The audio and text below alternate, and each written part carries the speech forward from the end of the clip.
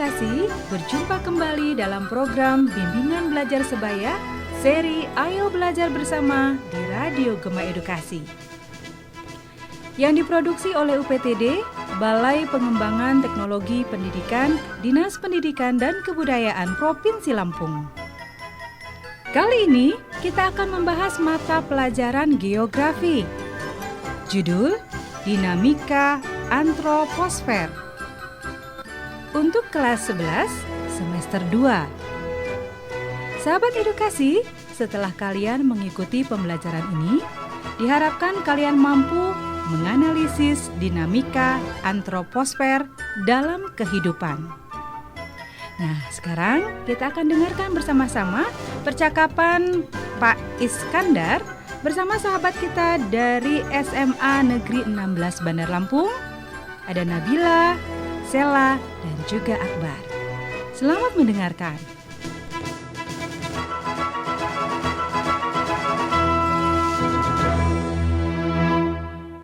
Sahabat edukasi, berjumpa kembali dengan saya Pak Iskandar, mata pelajaran Geografi SMA. Pada kesempatan ini kita akan membahas tentang dinamika antroposfer, materi kelas 11 semester 2.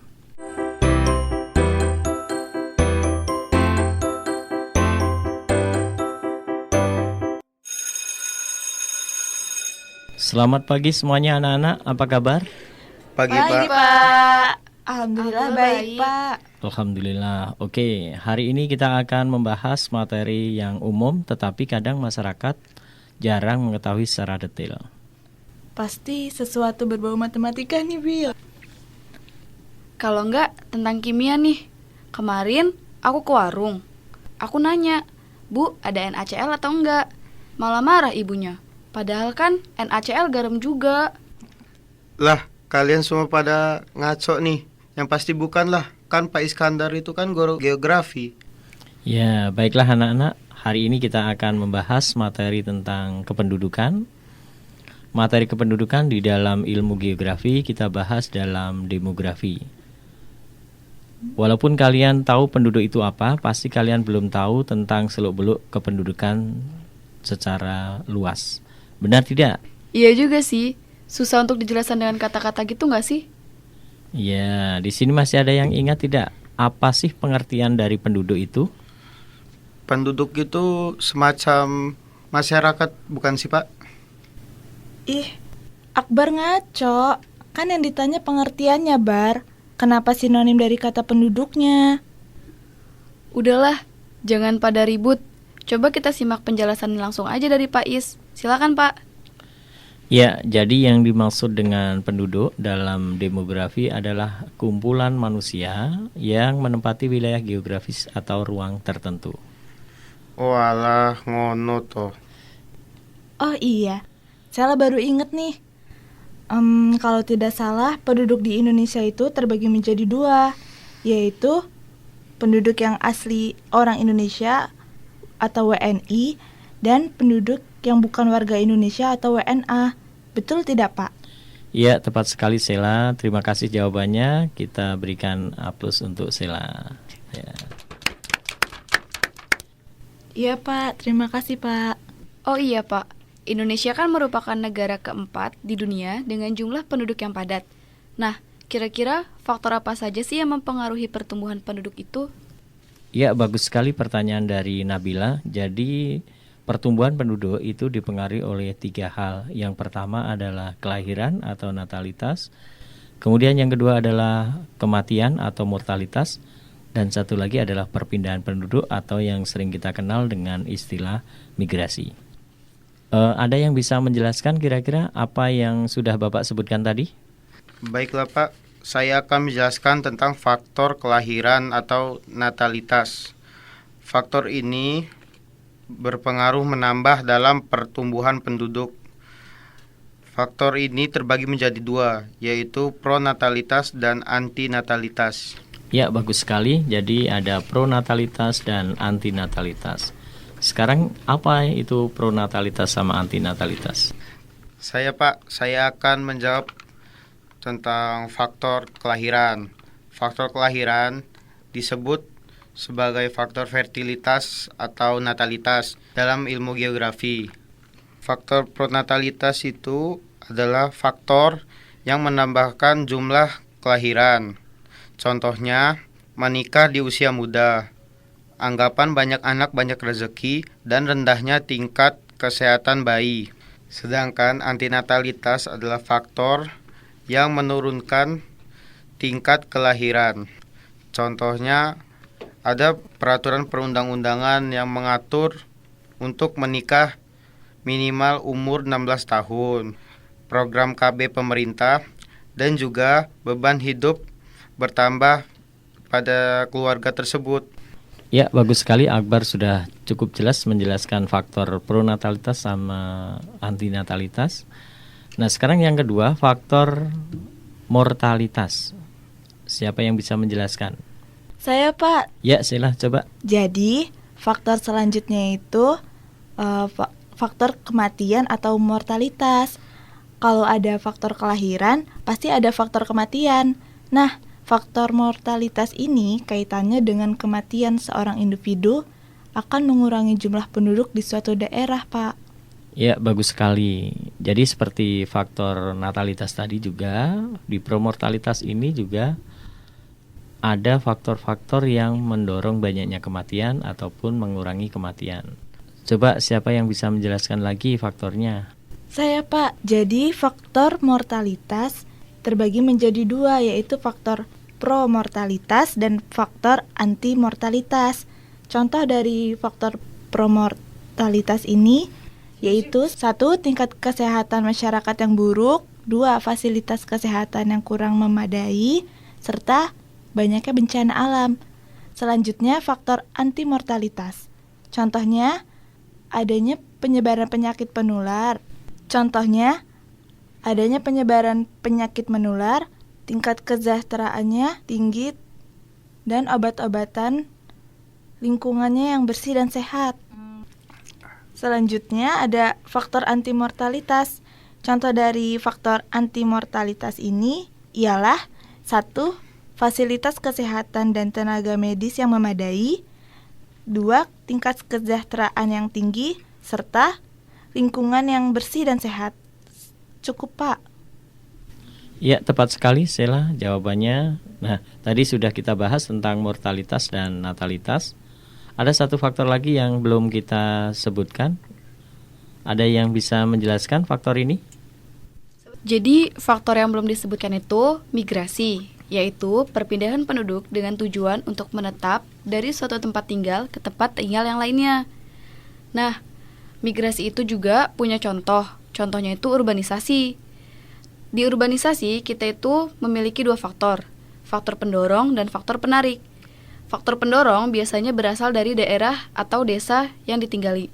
Salah satu contoh migrasi adalah urbanisasi. Wah, apa itu urbanisasi? Urbanisasi itu adalah perpindahan penduduk dari desa ke kota. Ya, itu adalah urbanisasi. Nah, kalau tadi di mortalitas sama natalitas ada faktornya, nah apakah urbanisasi ini juga ada faktor yang menyebabkan? Iya, jadi di urbanisasi itu ada dua faktor. Faktor pendorong dari desa, ada juga faktor penarik dari kota. Faktor pendorong salah satunya yaitu antara lain kurangnya fasilitas yang memadai, kurangnya lapangan pekerjaan yang tersedia, gaji para pekerja yang relatif kecil dan bahkan di bawah UMR. Sedangkan faktor penarik dari kota itu adalah pertama, lebih lengkap dan lebih baiknya fasilitas yang ada. Kedua, banyaknya lapangan pekerjaan yang tersedia. Dan ketiga, gaji yang rata-rata berada di atas UMR. Ya, bagus sekali Nabila, cukup jelas untuk menjelaskan faktor-faktor urbanisasi. Nah, apakah kalian semuanya sudah jelas tentang materi pertumbuhan penduduk ini? Siap, jelas Pak. Ya, terima kasih. Kita akan melanjutkan ke materi berikutnya.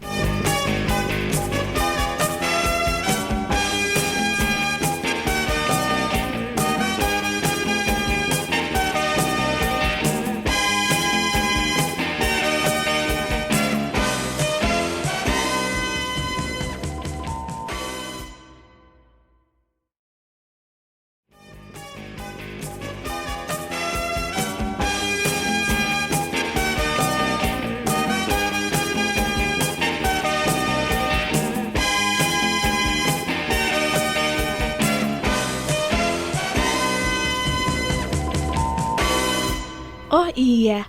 Kira-kira apa aja ya akibat dari adanya faktor kependudukan terhadap pertumbuhan penduduk tersebut? Karena apa ya? Apa hayo? Karena apa? Nggak tahu lah, saya lagi lapar, jadinya nggak bisa mikir. Ih, Akbar mah pikirannya makan mulu deh. Aku tahu deh kayaknya, Sel. Jadi, akibatnya itu karena pertambahan jumlah penduduk. Jumlah penduduk suatu negara dapat meningkat dengan adanya kelahiran atau natalitas dan juga dengan adanya imigrasi dari warga negara asing, Sel. Oh, alah gitu toh. Terus ada lagi nggak sih? Mau nambahin nih, akibat lain yang terjadi yaitu penurunan jumlah penduduk. Selain pertambahan jumlah penduduk, penurunan jumlah penduduk juga merupakan akibat dari faktor kependudukan terhadap pertumbuhan penduduk. Jumlah penduduk suatu negara dapat menurun apabila terjadi kematian penduduk dan juga adanya emigrasi dari warga negara Indonesia ke luar negeri, Sel. Oke, aku tahu jadinya sekarang. Wah, hebat anak-anak ini. Bersama Sela, jawaban kalian sudah tepat sekali. Tapi tadi Akbar mengatakan salah satu faktornya adalah emigrasi. Emigrasi itu apa, Bar? Emigrasi itu kalau tidak salah adalah tindakan seseorang yang berpindah negara dari negara asal ke negara luar untuk menetap. Contohnya misalnya kita orang Indonesia ingin tinggal di luar negeri, semacam itulah, Pak. Ya, tepat sekali. Jadi yang namanya emigrasi adalah perpindahan penduduk dari satu negara, contohnya dari Indonesia, ke negara lain seperti Arab Saudi atau Malaysia atau negara-negara yang lain. Maaf Pak, berarti kalau ada emigrasi, pasti ada imigrasi ya Pak? Ya, jadi kalau tadi emigrasi adalah penduduk yang keluar dari satu negara ke negara lain, contohnya tadi saya katakan dari Indonesia ke Malaysia atau ke Arab Saudi. Ada lagi orang yang dari negara luar masuk ke negara kita sebut sebagai imigrasi, atau orangnya kita sebut sebagai imigran. Jelas anak-anak? Jelas Pak. Nah, kira-kira ada yang bisa mencontohkan nggak yang namanya tindakan emigrasi sama imigrasi itu? Nah, kalau imigrasi, contohnya seperti proyek perkembangan MRT. Para pekerjanya biasanya berasal dari luar negeri. Ya, tepat sekali. Jadi MRT ataupun pembangunan jalan tol dan pembangunan kota yang lain biasanya kita membutuhkan tenaga ahli dari luar negeri. Itu adalah salah satu bentuk imigrasi, orang dari luar yang masuk ke Indonesia untuk bekerja di Indonesia. Nah, kemudian kalau yang satunya lagi berkaitan dengan emigrasi, ada yang bisa menjelaskan? Saya Pak. Ya, coba Sela. Contohnya itu tetangga saya kemarin bekerja di Arab Saudi sebagai TKW Pak. Nah itu termasuk contoh dari emigrasi Pak. Ya, tepat sekali Sela menjawabnya. Jadi emigrasi contohnya tadi disebutkan orang yang bekerja pada negara lain seperti tenaga kerja Indonesia. Nah, tadi sudah kita bahas mengenai pertumbuhan penduduk, migrasi, kemudian ada imigrasi dan emigrasi. Kira-kira siapa yang mau menyimpulkan pertemuan pada kesempatan hari ini? Baik Pak, jadi pada pembahasan materi hari ini kita dapat mengetahui bahwa penduduk di Indonesia dibedakan menjadi dua, yaitu WNI dan WNA. Lalu faktor yang mempengaruhi pertumbuhan penduduk antara lain natalitas, mortalitas, dan migrasi. Dan akibat dari faktor tersebut adalah penaikan dan penurunan jumlah penduduk, Pak. Ya, tepat sekali Akbar kesimpulan yang sudah kamu sampaikan pada kesempatan ini.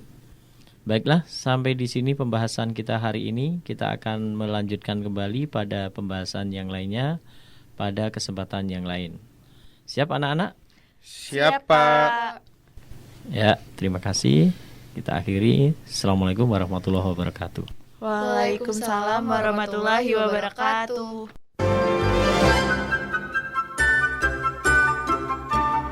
Nah, demikianlah sahabat edukasi pembelajaran kita untuk hari ini tentang dinamika antroposfer. Mudah-mudahan pembelajaran ini dapat membantu pembelajaran kalian di sekolah dan jangan lupa untuk mengulang kembali pembelajaran yang sudah diberikan. Dari Gedung UPTD, Balai Pengembangan Teknologi Pendidikan, Dinas Pendidikan dan Kebudayaan Provinsi Lampung, Radio Gema Edukasi, berbagi ilmu untuk semua, mengucapkan terima kasih dan sampai jumpa.